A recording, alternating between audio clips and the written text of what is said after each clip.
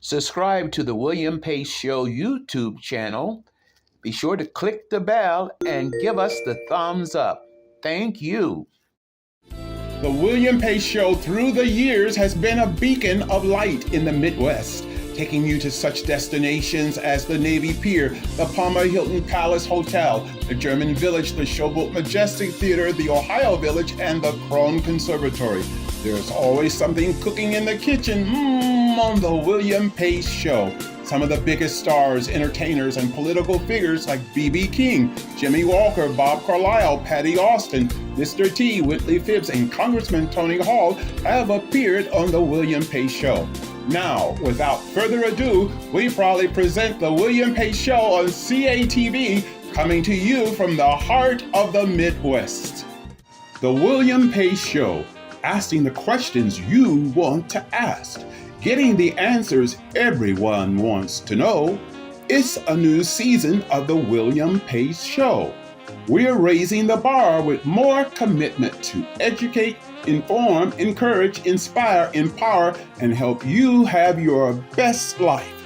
Everyone deserves to have their best life. I'm just staying the course. Here we go.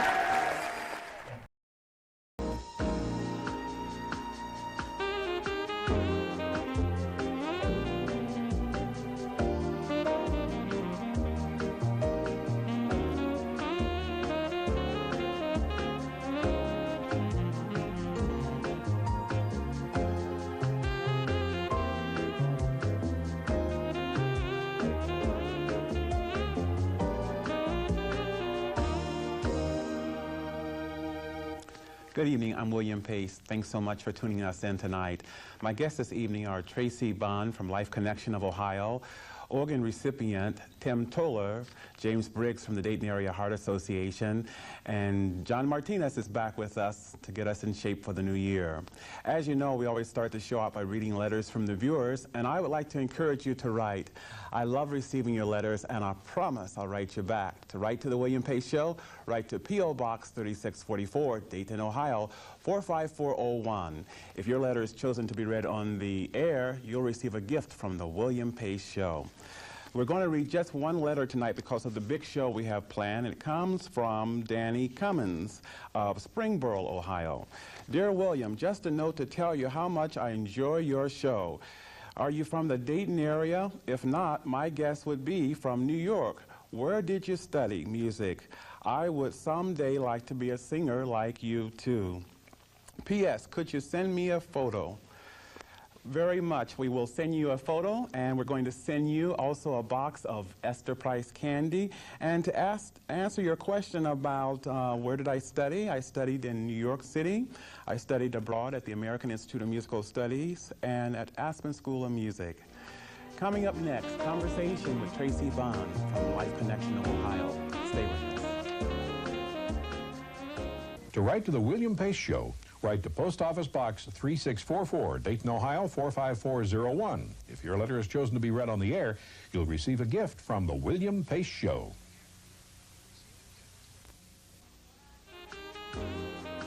My guests this evening are Tracy Bond from Life Connection of Ohio and organ recipient Tim Toller. Thank you so much for coming on the show tonight. Thank you. Tell me, just what is Life Connection of Ohio all about? Life Connection is a not-for-profit organization, and we work in northwestern and west central Ohio, but we coordinate the organ donations, so just the solid body organs. Those that are going to be transplanted, the hospital would contact us, and a lot of times that involves talking to the family, matching up the organs that are going to be donated with people who are on the national waiting list and so forth. What organs can be donated? Well, the solid body organs that Life Connection would deal with would be the heart, liver, lungs, the kidney, and the pancreas, and sometimes the small bowel, part of the small intestines. There are a lot of other tissues as well, though, including skin, bone, veins, cornea, part of the eye, bone marrow, obviously blood, those types of tissues. Now, Tim Toller, you're organ recipient? Yes, heart transplant. Okay, now tell me, what has that done for your life? Well, a year ago, about a year and 4 months ago, I received my transplant, August the 1st of '94. Prior to that, I had been listed I had been a pharmacist at Walmart in Dayton, Consumer Square. Up until that point, I was managing the store and I was doing fine. However, January of '94, I had to stop working. Basically, I couldn't go from here to maybe a block without stopping and resting. My quality of life at home, I basically could work or I could do a couple of things, but I really didn't have any extra energy. I had a shortness of breath. I sleep with 2 pillows or 3 pillows. I was frequently going back and forth to the doctor. Now, after my transplant, I've been able to return to work. I have a longer outlook on my life. I can plan maybe for a family. I had been married 7 years, but I hadn't really given any thought to having any children because basically I didn't plan on being here. However, now I can look forward to having children, watching them grow up, and making a special difference in my customers' lives as well as my family. So it's made a huge difference for me. Made a difference of life. Yes. For you. How can a person become a donor? The first thing that they need to do is they need to sign up at a donor registration card that they can get from Life Connection, or when they go to the License Bureau, they can have a sticker attached to their license.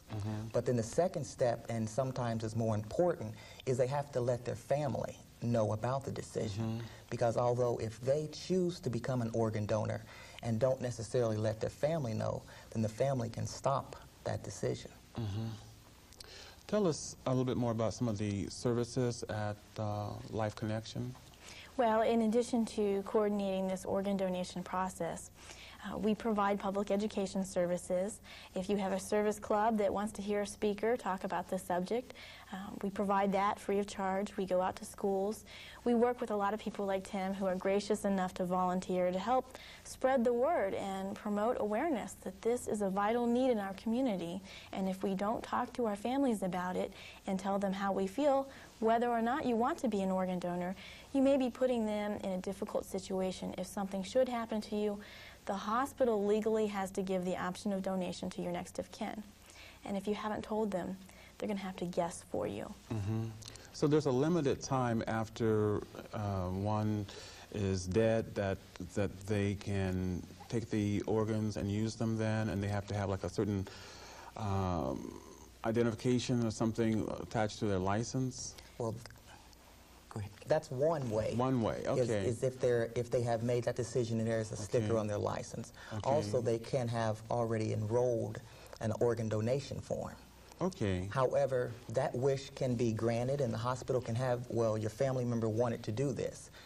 However, if the next of kin is unaware, say a spouse or even a mother or father, and doesn't realize that you've made that decision, then whoever's there makes the last call. Oh, I see. And there's only a limited amount of time available. And that decision makes a complete difference in someone's life, such as myself. I mean, if the family member had said no, then realistically, I probably would not be here. Well, we're glad that you are here. Oh, I'm very glad myself. I want to ask Tracy, there's a little something about this here. You want to tell us what this is all about? You know, it's Valentine's Day coming up soon, and I asked Tracy to bring this here, and this has a little story behind it. Well, it does. We've used that last year, and we plan to use it again this March. We'll be at the Dayton Bombers hockey game on March 8th, and we're just talking to Tim, trying to get him to get out there on the ice. We have a little recipient race where we invite audience members to team up with transplant recipients, and we soak that in water, freeze it, use it for a hockey puck, and they sort of pass that back and forth on the ice. So do they toss it? Or? No, it's a hockey puck that slides on the ice. Okay. Thank you both for coming on tonight. I have a little something for you since it's Valentine's Day. I have a gift certificate to Esther Price Candy. I won't be having any of this here. And I shouldn't. Okay. There's more to come. Stay with us.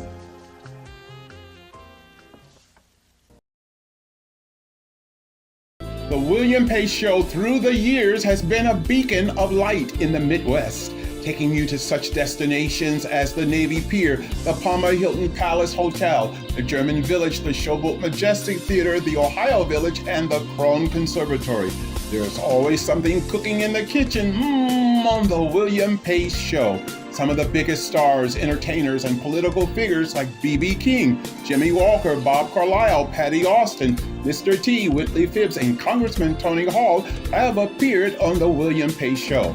Now, without further ado, we proudly present the William Pace Show on CATV, coming to you from the heart of the Midwest. Subscribe to the William Pace Show YouTube channel. Be sure to click the bell and give us the thumbs up. Thank you. To write to the William Pace Show, write to Post Office Box 3644, Dayton, Ohio 45401. If your letter is chosen to be read on the air, you'll receive a gift from the William Pace Show. Back by popular demand, Mr. James Briggs from the Dayton Area Heart Association. Good to see you again. Nice to be here, William. What's going on? Is it that time of year for the Affair of the Heart? Well, it's that time of the year for the Affair of the Heart. The Affair of the Heart, as you know, William, is one of the biggest social fun events of the winter season, certainly here in the area. And it will be held this Friday, the 16th, at the Dayton Convention Center. And as always, it starts at 6 o'clock because we hope that people will feel free to just come from work, to drop in, and it'll last all night long. Well, there's going to be plenty of food, I Lots understand. of food. More than 24 restaurants in this area have agreed to provide food. Now, it's all, they say it's all hors d'oeuvres, but I tell you the truth, I never eat dinner that night. I make my dinner because there's a lot of it. A lot of food, and a lot of variety. It's very healthy kinds of cooking that these restaurants demonstrate, and you'll find finger food, you'll find some things that you need a plate for, but they have all of that there. And there will be music. The Kim Kelly Orchestra will be there to play, and there'll be some entertainment. And of course, there's a dance floor, so there will be an opportunity for people to dance. There are lots of beverages available. And about the middle of the night, around 8 o'clock or so, there will be a break. We're going to award a couple of scholarships, one to an outstanding medical student from this area who has been admitted to and is attending the University of Cincinnati, another to a nursing student in this area who's attending Wright State. Those scholarships were established by funds raised by the Huseman family. The doctor's scholarship, or the medical student scholarship, is the Ronald L. Haumschild MD scholarship. It honors the memory of Ron Haumschild, who was a cardiologist. He was a really promising talent in this area, in his field, and he died, unfortunately, in a hunting accident about 6 years ago. And then the nursing scholarship is called the Lindy. It memorializes Mrs. Linda Huseman Lamb. She was a co-honoree of the Affair of the Heart 4 years ago and unfortunately died just before the event. Linda was one of the 2 members of the Huseman family who had received a transplanted heart.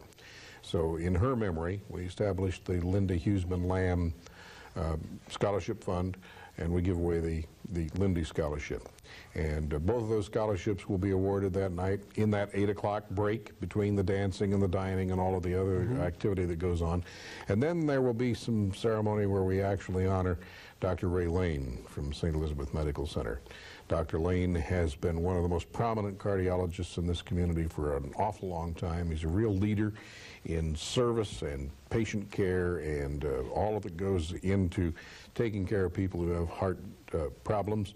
He is the personal cardiologist of Tony Huseman, who is the chairman of the Affair of the Heart Committee this year. And Tony, like his sister, also is a heart transplant recipient. 17 years ago at Stanford in Palo Alto, Tony was given a heart transplant, and ever since then, even though he has to work to try to maintain some standard of living for himself, most of the time that he's not working, and some of the time that he is working, frankly, and I hope his employer doesn't hear this with that in mind, he works to forward the cause of the Dayton Area Heart and Cancer Association. Now, how long have you been with the association? I'm in my 9th year. 9th year. And what are some of the services that you provide to the community? Well, we, if I can digress for just a moment to put some historical context behind this, William. Please. The Dayton Area Heart Association and the Dayton Area Cancer Association were 2 independent, locally organized, totally patient service focused organizations that came into being in this community back in the 1950s. And from the very beginning, they had the same staff, they shared facilities, they shared executive director. And the primary purpose of both of those organizations, clear back to 1950, was to use some community resources to help people who have cancer or heart disease fulfill the needs that they have. There are an awful lot of people, as you know, who don't have all the resources necessary if they're dealing with chronic disease. And so the first purpose for the organizations was to do that. We formally merged in 1984, but today, and through all of the preceding 40-some years, the primary thing that we exist to do is to use some community resources to help people in this community who have cancer or heart disease meet their needs. We help them buy prescription medicine.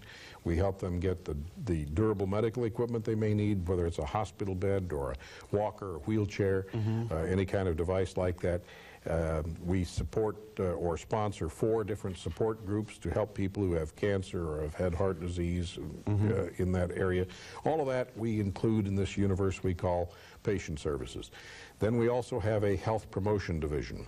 And this works with youngsters in schools, with adults and senior citizen centers, and that great mass of all of us who are in between, who are too old for school and too young maybe to be in the senior centers, to understand more about the things that we know can be threats to health, that can be, if not a cause, certainly an aggravating factor, whether cancer or heart disease is present. A lot of that has to do with fitness, with health, as far as diet is concerned, or exercise. In the youngsters, the younger audiences, we talk an awful lot about tobacco use and how to learn to avoid the use of tobacco. If we can take tobacco and we can take high-fat foods and salt and a few other things out of the lifestyles of most of us who live in this community, we're going to have done a great deal about reducing the burden of cancer and heart disease in this area. And I want to say that we are completely independent and totally alone. Our little building over on Ziegler Street, I sometimes tell people, is our world headquarters. But then our world is only 3 counties wide. It's Montgomery, Greene, and Preble counties. All of the services that we provide to people, all of the citizens in this area, without regard to any other kind of measure. And unfortunately, all the money that we have then has to come here. So we are not related to a national charity. That was done on purpose by our founders, and we intend to stick with that.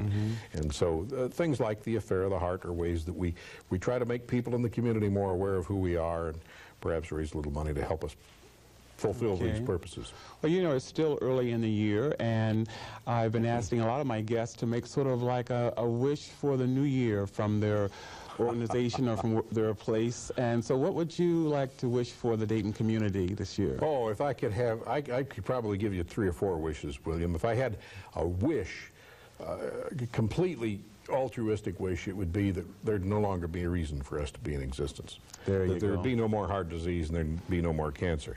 I don't think that wish is going to be borne out, but a secondary wish then, until the first one is fulfilled, would be that we continue to have the trust and faith of the people in this community who will enable us to continue to serve the people until that service isn't needed anymore. Okay, thanks so much for coming on the show. Before we go, give us a number where we can reach you, contact you. You can reach us, whether it has to do with one of our special events or services or any of the other things that we've just touched on, at the Dayton Area Heart and Cancer Association, 223-4117.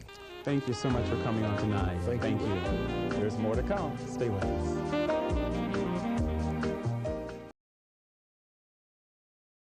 The William Pace Show through the years has been a beacon of light in the Midwest, taking you to such destinations as the Navy Pier, the Palmer Hilton Palace Hotel, the German Village, the Showboat Majestic Theatre, the Ohio Village, and the Krohn Conservatory. There's always something cooking in the kitchen on the William Pace Show. Some of the biggest stars, entertainers, and political figures like B.B. King, Jimmy Walker, Bob Carlisle, Patti Austin, Mr. T, Whitley Phibbs, and Congressman Tony Hall have appeared on the William Pace Show. Now, without further ado, we proudly present the William Pace Show on CATV, coming to you from the heart of the Midwest. Subscribe to the William Pace Show YouTube channel. Be sure to click the bell and give us the thumbs up. Thank you. My guest this evening is Michael Sampson from the Afro-American Museum and Cultural Center. Thanks so much for coming on the show. Thank you for having me. What are some of the exhibits that you have on display right now? Well, right now we have an exhibition that will run through May on African American inventors, and another exhibition on African American women. And so both of those exhibitions have been very popular. Mm-hmm. How long has the center been in existence? Well, we have our 9th anniversary, as a matter of fact, this April. Mm-hmm. This April, yeah. So we feel that in 8 years, almost 9 years this year, that we've really accomplished a lot. Mm-hmm. We have become one of the leading national African American museums in the country in that time. Mm-hmm. And so we're proud of that. And how did the museum flourish? How did it come to be? Well, it was, the history of that has to do with C.J. McGlynn, mm-hmm. and Dr. John Fleming, the director of the museum, and the Ohio Historical Society. Basically, there was a move to create a repository of African American history and culture in Wilberforce. Mm-hmm. And so the different forces that I just mentioned came together, and there was a House bill that was enacted, and from that our museum went from becoming an idea on a piece of paper to an actual structure. Mm-hmm. Now, in the museum, what are some of the things that we might find there? I guess you have a number of things, but what would be the top 5 things that you would want to see there? Well, I think the first thing you want to do is visit our permanent exhibition. Mm-hmm. That permanent exhibition is entitled From Victory to Freedom, African American Life in the 50s, and really it's post-World War II. And what that exhibition does, it's, as I said before, it's a permanent exhibition. As you walk into the exhibition space, there is a 20-foot-high photo mural that surrounds the walls. And the mural depicts events, personalities from that period of time. After African-American servicemen came back from World War II, after having experienced more integration, so to speak, than they were accustomed to before the war in Europe, and also having been elevated, the standard of living had been elevated. So what we show in that exhibition is that different kind of lifestyle that African Americans enjoyed after World War II. So I would say that don't miss From Victory to Freedom. Mm-hmm. It's jam-packed full of all kinds of nice surprises. Exhibitions inside the space. There's also a movie called Music as a Metaphor, mm-hmm. That shows inside the space. We have a theater inside of the exhibit space. And the movie Music as a Metaphor explains how music was a thread that ran through the entire experience. So as we're talking about African Americans between the 1940s to the mid to late 60s, we're talking about the evolution of black music. Mm-hmm. And you'll be able to get a chance to see that in the photo surround as well as in the video. Mm-hmm. So it seems like it's an all-around museum that there's so many things, not only in terms of visual, but there's like, you know, audio and like you said, you had a motion picture room there. Right, that's right. To see, so it sounds like there's a lot to do there. What are some of the goals this year, 1996, that you're going to be dealing with at the museum? Well, one of the things we're working on now that we're real proud of is we are working on a dance project. We're doing an exhibition of African American dance, mm-hmm. and it will be the seminal exhibition on this subject. We're working with a number of nationally known dance scholars, and we have impaneled a committee of those individuals. This is scheduled for 1998, late in 1998, that it will actually open. It will tour the nation. And what we want to do with that, there will be two separate parts of that exhibition. One will be an art exhibit, the other a history exhibit. What we plan to do is have also we're working with the Dayton Art Institute, developing the art exhibition component. And so what we'll be doing and are in the process of doing now is looking at artwork from African American visual artists that were inspired by dance. And so we have all kinds of leads from all kinds of artists. We have major artists that, Jacob Lawrence, Romar Bearden, we have artists like that, as well as artists that you may not have heard of, but that have wonderful work as well. So that's really our major project at this point. Another one that we're working on is one that I am project director for, and that is called Something in the Water. And Something is in the Water deals with the evolution, the birth and evolution of the Dayton funk sound. Music that came out of Dayton, Ohio in the 70s. Groups like the Ohio Players and Roger featuring Zap, Heat Wave, et cetera, et cetera. We're going to do a major exhibition on that sound, on the environment that created the sound. We're going to exhibit everything from instruments to gold records to sound like a lot. costumes that bands wore. We're going to have CD-ROMs. We're going to do a music video, or not just a music video, but we're going to do a documentary video that explains the rise of the Dayton sound. So there's a lot happening then. There's a lot happening. Lastly, tell us a little bit about, for Black History Month, is there anything, activities going on for that, or you want to tell us a little bit about that? Yes, we do. We have, as a matter of fact, we have on February the 24th and 25th of this month, Black fraternities and sororities. We have, it's called A Glorious Past, The Road Ahead. And this is a forum that's going to examine events that relate to Black fraternities and sororities in the United States. They're talking about, they're going to be dialoguing with the national leadership of a number of these organizations. They're going to have advocates and also opponents of Greek organizations, and they're going to be providing insight into these compelling, although sometimes they're misunderstood organizations. Okay, thank you so much for coming on the show tonight. Got a little gift for you since it's Valentine's Day.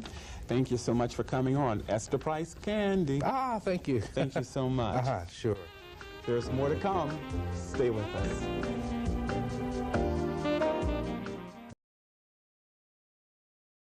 The William Pace Show through the years has been a beacon of light in the Midwest, taking you to such destinations as the Navy Pier, the Palmer Hilton Palace Hotel, the German Village, the Showboat Majestic Theatre, the Ohio Village, and the Krohn Conservatory.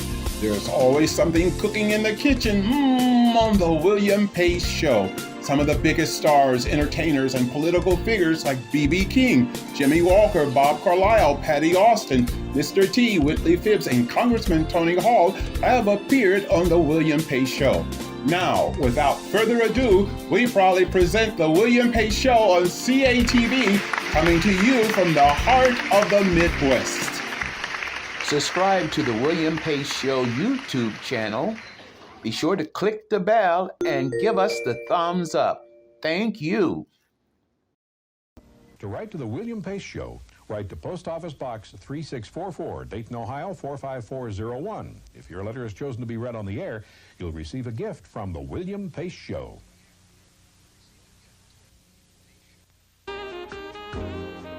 My guest this evening is John Martinez, back to talk to us about fitness and getting in shape for the new year. Good to have you back. Thank you, William. It's good to be back. So what's new? Well, we finished off the year very well. Met with all my clients at the beginning of the year, and they assured me that they kept on their regimen during the holidays, and so far so good. Everybody's back on track and doing their workouts. Great.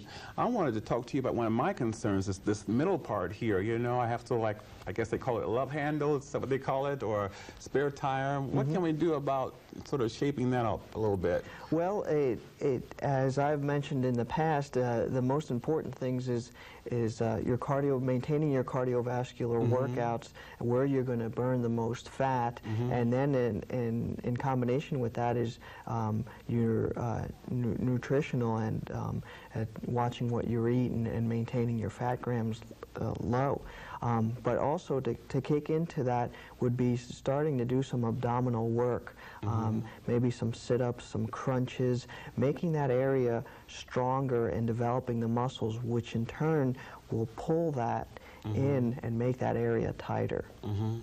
Can you, if you are losing weight, say like I've lost a total of so far about 70 pounds, is it possible, will the skin just sort of pull itself back into shape then for the most part with exercise and diet and so forth? Up to a certain extent. The skin is only so much elasticity in the skin. If it has been stretched out extensively, if you've noticed on shows when they have obese people and they discuss about the extra skin that's been left from, from the weight loss, that sometimes has to be removed surgically.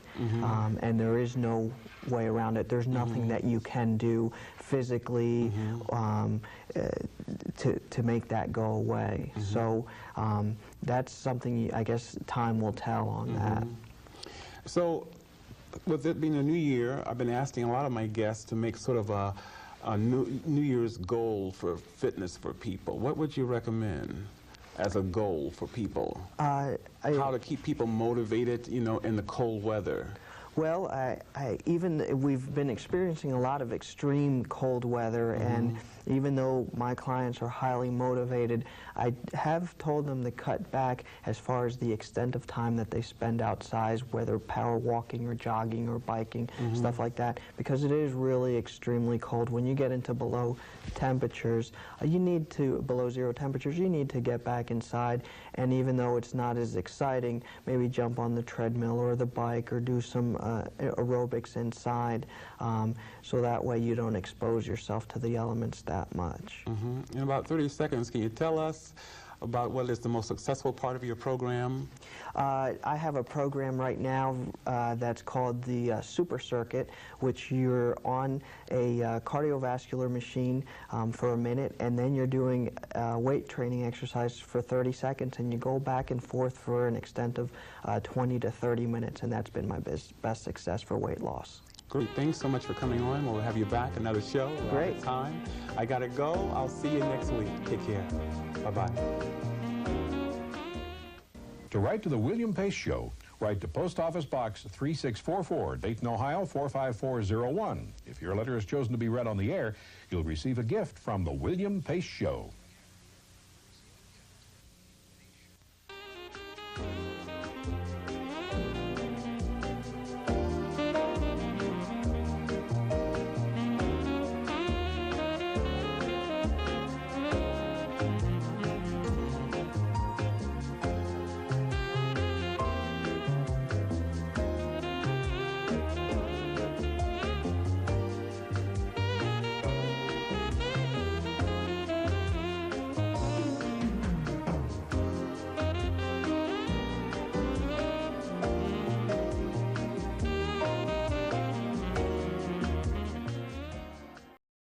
The William Pace Show through the years has been a beacon of light in the Midwest, taking you to such destinations as the Navy Pier, the Palmer Hilton Palace Hotel, the German Village, the Showboat Majestic Theatre, the Ohio Village, and the Krohn Conservatory. There's always something cooking in the kitchen on the William Pace Show.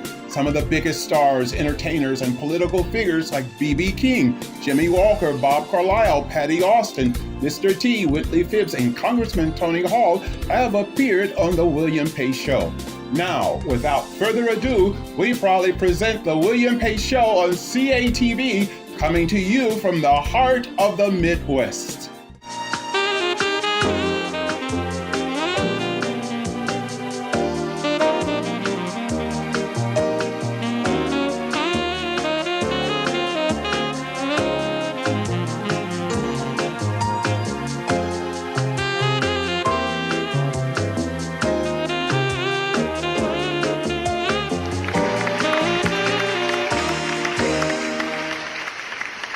Subscribe to the William Pace Show YouTube channel. Be sure to click the bell and give us the thumbs up. Thank you.